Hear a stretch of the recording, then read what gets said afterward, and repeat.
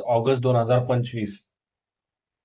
थियाम सूर्यमुखी देवी जुलै 2025 मध्ये प्रसिद्ध मणिपुरी शास्त्रीय नृत्यांगना पद्मश्री पुरस्कार प्राप्त थियाम सूर्यमुखी देवी यांचे दीर्घ आजाराने वयाच्या 85व्या वर्षी इम्फाळ पश्चिम येथील कैशंपत येथील राहत्या घरी निधन झाले. 2025च्या पद्मश्री पुरस्काराने सन्मानित करण्यात आले होते. त्यांनी बाल कलाकार म्हणून आर्यन थिएटरमध्ये प्रवेश केला होता. 1954 साली त्यांनी सोव्हिएत युनियनमध्ये आपली कला सादर केली. त्यानंतर त्यांनी चीन, जपान, दक्षिण कोरिया इतर देशांतही त्यांचे कार्यक्रम सादर केले. त्यांना पद्म मैशानम अमुंबी यांच्याकडून प्रशिक्षण मिळाले होते. त्यांनी जवाहरलाल नेहरू मणिपूर नृत्य अकादमी मध्ये सहभाग घेतला होता. प्रिया नायर 53 वर्षीय प्रिया नायर यांची हिंदुस्तान युनिलिव्हर लिमिटेड HUL च्या मुख्य कार्यकारी अधिकारी आणि व्यवस्थापकीय संचालक म्हणून निवड झाली आहे. कंपनीच्या 92व्या वर्षाच्या इतिहासात पहिल्यांदाच एका महिलेची निवड या पदावर झाली आहे. सध्या युनिलिव्हरच्या ब्युटी अँड वेलबिंग विभागाच्या त्या प्रमुख आहेत. त्यांचा जन्म कोल्हापुरात झाला. त्यांचे बालपण मुंबईत गेले. सध्या लंडनमध्ये त्या राहतात. मुंबईच्या सिडेनहॅम कॉलेजमधून पदवी घेतल्यानंतर पुण्याच्या सिम्बायोसिस मधून नंतर हार्वर्ड विद्यापीठातून बिझनेस मॅनेजमेंटचा अभ्यास केला. 1995 मध्ये त्या हिंदुस्तान युनिलिव्हर मध्ये आल्या आणि त्यानंतर त्यांच्या कारकिर्दीची कमान सातत्याने चढती राहिली. कोटा श्रीनिवासराव खलनायक आणि विनोदी भूमिकांना नवीन शैली देणारे ज्येष्ठ तेलुगू अभिनेते कोटा श्रीनिवासराव यांचे 13 जुलै 2025 मध्ये पहाटे हैदराबाद येथील त्यांच्या निवासस्थानी निधन झाले. ते 83व्या वर्षीचे होते. त्यांनी 1978 मध्ये प्रणम खादिरू या चित्रपटातून पदार्पण केले. 40 वर्षाहून अधिक काळाच्या त्यांच्या अभिनय कारकिर्दीत त्यांनी 750हून अधिक चित्रपटांमध्ये काम केले. Dammu, son of Satyamurti, dangerous खिलाडी हे त्यांच्या गाजलेल्या भूमिकांपैकी काही चित्रपट आहेत. 1999 ते 2004 पर्यंत आंध्र प्रदेशातील विजयवाडा पूर्वचे ते भाजपचे आमदारही होते. त्यांना पद्मश्री 2005 वेळेस आणि 9 वेळा नंदी पुरस्कार भेटला. मारुती चितमपल्ली प्रसिद्ध पक्षीतज्ञ आणि वृक्ष अभ्यासक अरण्य ऋषी मारुती चितमपल्ली यांचे 18 जून 2025 रोजी सोलापूर येथे निधन झाले. वयाची 93 वर्षे अखेरचा श्वास घेतला. 5 नोव्हेंबर 1932 रोजी सोलापूरमध्ये त्यांचा जन्म झाला. पूर्ण नाव मारुती भुजंगराव चितमपल्ली. त्यांनी TM पोरे महाविद्यालयात प्राथमिक शिक्षण घेतले. नॉर्थ कोर टेक्निकल स्कूलमध्ये माध्यमिक शिक्षण पूर्ण केले. सोलापूरच्या दयानंद कॉलेजमधून ते इंटरमिजिएट सायन्स परीक्षा उत्तीर्ण झाले.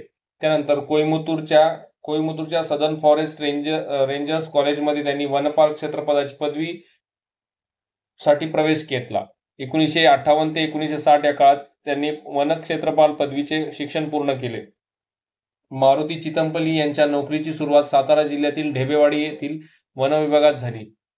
त्यांनी महाबळेश्वर, वडगाव मावळ, नांदेड, इस्लामपूर, अहमदनगर, बोटा, राजूर, गोंदिया, नवेगावबांध, पनवेल, पुणे येथे वन विभागात काम केले. 1990 मध्ये ते निवृत्त झाले. त्यावेळी ते मेळघाट व्याघ्र प्रकल्पात उपसंचालक पदावर होते.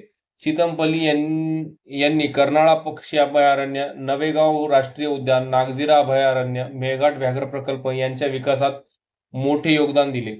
या उलट गरीब आदिवासी मजुरांचे ते आत्मीय पाखरूसाहेब होते. ते एक उत्तम पक्षीतज्ञ म्हणून ओळखले जात होते. त्यांचा वन्यजीव व्यवस्थापन, वन्य प्राणी आणि पक्षी जगताविषयी खूप संशोधन केले. अनेक आंतरराष्ट्रीय परिषदांमध्ये त्यांनी आपले विचार मांडले. व्यंकटेश माडगुळकर यांनी त्यांचे वर्णन वनस्पती कुळातील माणूस असे केले होते. चितमपल्ली हे राज्य वन्यजीव संरक्षण सल्लागार समिती आणि छत्रपती संभाजीनगरच्या मराठी अभ्यासक्रम मंडळाचे सदस्य देखील होते. त्यांनी महाराष्ट्र पर्यटन विकास महामंडळाच्या संचालक पदाचेही काम पाहिले. महाराष्ट्र पक्षीमित्र संस्थेच्या पहिल्या पक्षीमित्र संमेलनाचे नाशिकचे ते अध्यक्ष होते. 2006 मध्ये सोलापूर येथे भरलेल्या 79व्या अखिल भारतीय मराठी साहित्य संमेलनाचे अध्यक्षपद त्यांना देऊ करण्यात आला. वयाच्या 40व्या वर्षी त्यांनी लेखनाला सुरुवात केली. त्यांचे पहिले पुस्तक प्रसिद्ध झाले तेव्हा त्यांचे वय 53 वर्षे होते. 58व्या वर्षी निवृत्त झाल्यानंतर त्यांचे पुस्तके प्रकाशित झालीत. त्यांची काही प्रमुख पुस्तके पक्षी जाय दिगंतरा, जंगलांचं देणं, रानवाटा, शब्दांचं घन, रातवा, मृगपक्षीशास्त्र, घरट्या पलीकडे, पाखरमाया, निसर्ग वाचन, सुवर्ण गरुड, आपल्या भारतातील साप, पक्षीकोश, आनंददायी बगळे, निळावंती, केशराचा पाऊस, चैत्रपालवी, चित्रग्रीव, जंगलाची दुनिया, नवे गाव बांधाचे दिवस, पाणीकोश, मत्स्यकोश इत्यादी. आत्मचरित्र चकवा चांदन एक वनोपनिषद हे त्यांचं आत्मचरित्र होते. पुरस्कार 2025 मध्ये पद्मश्री. रातवा या पुस्तकाला 1993-94 मध्ये राज्य शासनाचा साहित्य पुरस्कार. उत्कृष्ट साहित्य लेखनाबद्दल महाराष्ट्र शासनाचा विदा करंदीकर जीवन गौरव पुरस्कार 2016, दमानी साहित्य पुरस्कार, अखिल भारतीय मराठी विज्ञान परिषदेचा सन्मान 1996, महाराष्ट्र फाउंडेशनचा गौरव पुरस्कार 2003, वसुंधरा सन्मान, भारतीय विद्यापीठाचा जीवन साधना पुरस्कार. फेडरिक वॉलेस स्मिथ फेडेक्स कॉर्पोरेशनचे संस्थापक, कार्यकारी अध्यक्ष आणि दीर्घकाळ अध्यक्ष आणि सीईओ फेडरिक वॉलेस स्मिथ यांचे 21 जून 2025 रोजी अमेरिकेच्या टेनेसीतील मेम्फिस येथे नैसर्गिक कारणामुळे निधन झाले. ते 80 वर्षाचे होते. 18 ऑगस्ट 1944 मध्ये मार्क्स मिसिसिपी येथे, मात्र ते वाढले टेनेसीतील मेम्फिसमध्ये.